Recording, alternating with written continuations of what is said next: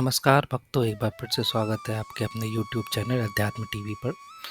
आइए आप सब आज जानेंगे वर्ष 2025 जेठ मास कृष्ण पक्ष में आपराधि एकादशी का व्रत कब धारण किया जाएगा और जानेंगे व्रत के शुभ मुहूर्त के बारे में।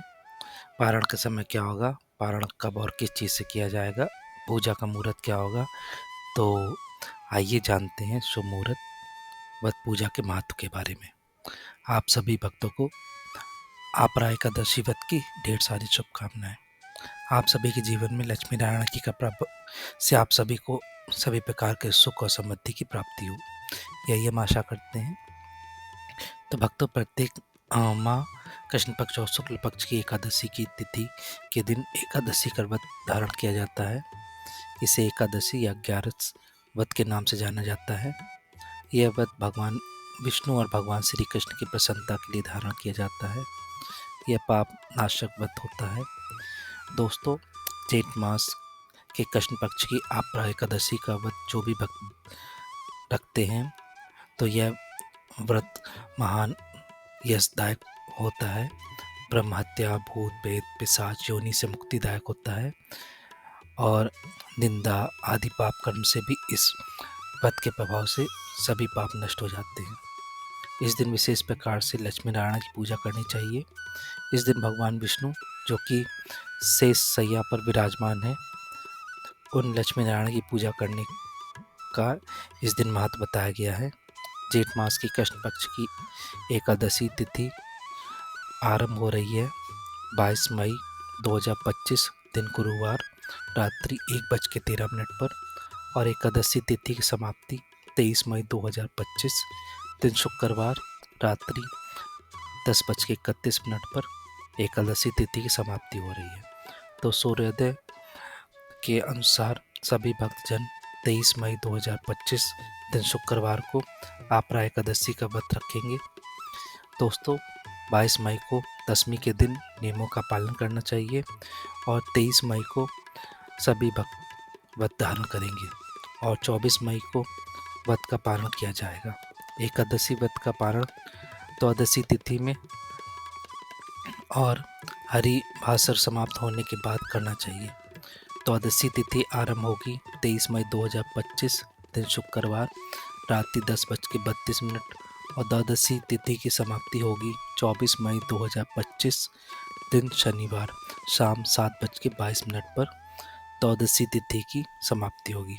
तो सभी भक्त जन व्रत का पारण 24 मई को सुबह 5:26 से सुबह 8:11 तक व्रत का पारण करेंगे। आपरा एकादशी का व्रत यानी कि तिल से व्रत का पारण किया जाएगा। सफ़ेद तिल या काले तिल का इस दिन प्रयोग करना चाहिए। अगर ये संभव ना हो सके तो आप जल, फल या तुलसी दल से व्रत का पारण करें। 23 अप्रैल को ब्रह्म मुहूर्त का समय 4:04 से सुबह 4:45 तक रहेगा। सूर्योदय का समय 5:09 से सूर्यास्त समय 6:40 होगा। तो भक्तों, प्रातःकाल पूजा का समय 4:25 से सुबह 5:26 तक होगा। राहु काल का जो समय है वो 10:13 से सुबह 11:54 तक रहेगा। राहु काल के समय कोई भी शुभ कार्य या मांगलिक कार्य नहीं करना चाहिए, इस बात का विशेष ध्यान रखें। अभिजीत मुहूर्त का समय सुबह 11:55 से दोपहर 12:45 तक होगा। विजय मुहूर्त का समय दोपहर 2:35 से दोपहर 3:30 तक होगा। अमृत काल का समय जो है वो है सुबह 11:54 से दोपहर 1:04 तक रहेगा।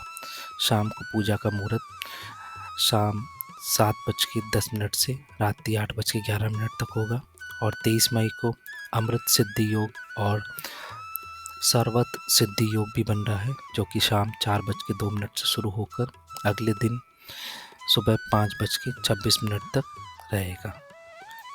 यह सिद्धि योग बहुत ही पुण्यदायी माना जाता है। इस योग में पूजा आदि कार्य और दान पुण्य करने से बहुत ही शुभ फल की प्राप्ति होती है।